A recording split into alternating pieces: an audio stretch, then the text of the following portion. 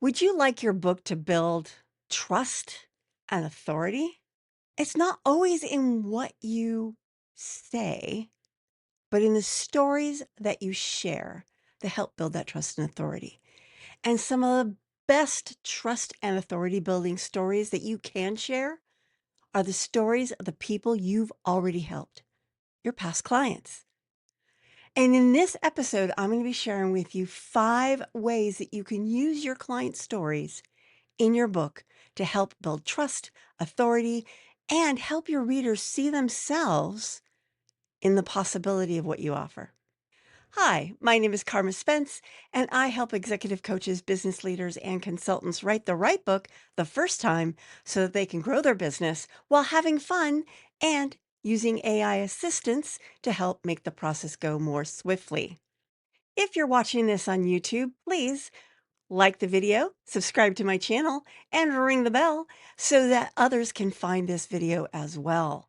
Now, let's get to those 5 ways that you can use client stories in your book to build trust and authority.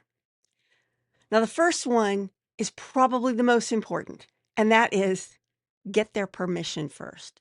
Do not use someone's story in your book unless you fictionalize it without their permission. When you gather a case study or testimonial, always make sure that they're saying, yes, you can use this however you want in your marketing, which includes your book. That's really key and important because without that, you open yourself up to all sorts of legal problems and you don't want that. Not just for a case study. Honestly, if you're going to get into legal problems, it better be for something big, right? Not something small like that, something so easy to fix. Number 2, choose stories that reflect a common reader challenge. So I've said this in other episodes. Every book that you write that's a client attracting book needs to focus on one problem. Well, you've probably helped clients solve multiple problems. You don't need to use all those stories. Just use the ones that are relevant for the book you're writing that reflects something that the reader could read and say, oh, yeah, I'm that way right now, too. You want the reader to see themselves in the stories that you're telling because then they're more likely to go, well, if this author helped that person, then they could help me too. That's what you're going for here. Number 3, highlight client transformations, not just the struggles. So when you're sharing a client's story, you're not just going to say, oh, Joe Blow was having a real tough time, and this is how they were having a tough time, and they were having a tough time. No. And you don't want to just go from they were having a tough time to now they're awesome. You need to show your readers a little bit of that transformational journey. Bob was having a tough time weaving baskets. And he struggled and he struggled. The baskets were always had really big holes and they couldn't hold water.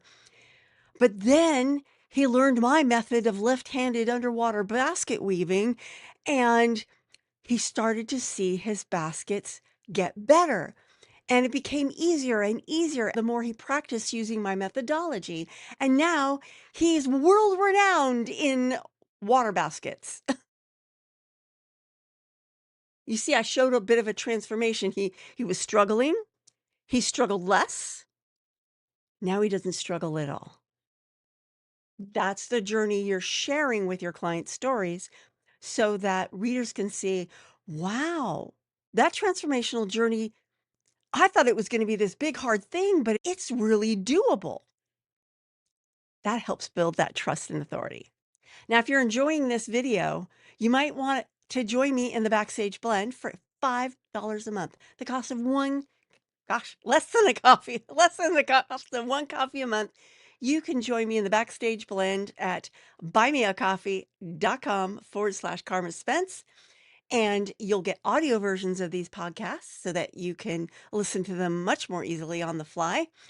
And I also drop in checklists and deeper dives into the content. Sometimes I even share some of the tips that don't make it into this episode. And of course, some of my behind the scenes ideas and tips, all for just $5 a month at the Backstage Blend. Buymeacoffee.com/Carma Spence. Now let's get back to the tips. Number 4, make your reader the silent hero.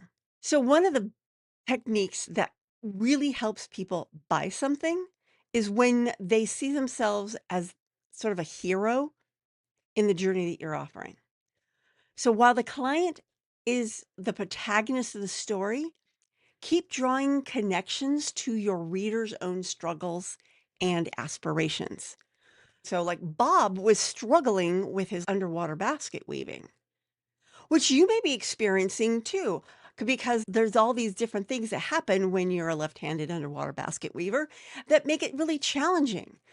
But then Bob's are learning my methodology.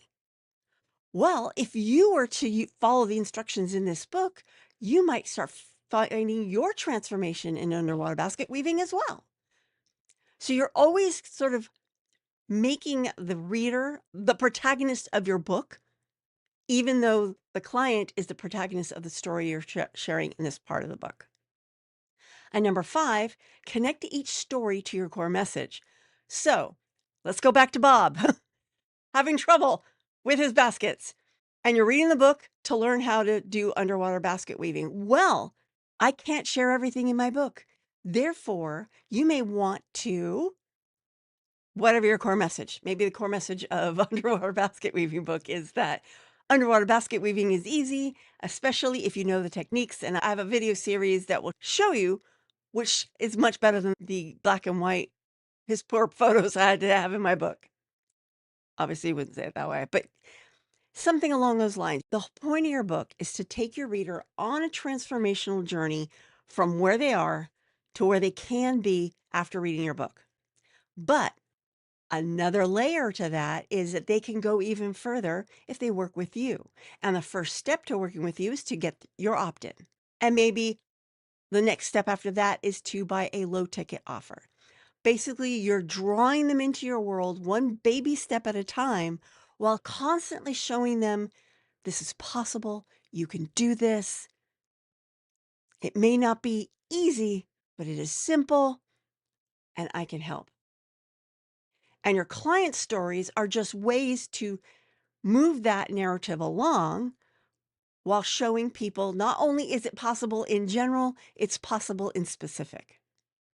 So there you go. 5 ways to use client stories in your book to help build more authority and trust. I hope you enjoyed it. And I will see you on Friday when, here's looking at you, kid. I'll be inspired by the classic film Casablanca, and I'll be sharing 5 Casablanca secrets for turning your story into client gold. And if you like this video, check out this one right here because it'll give you some more good stuff too. This is Carma Spence saying ciao for now.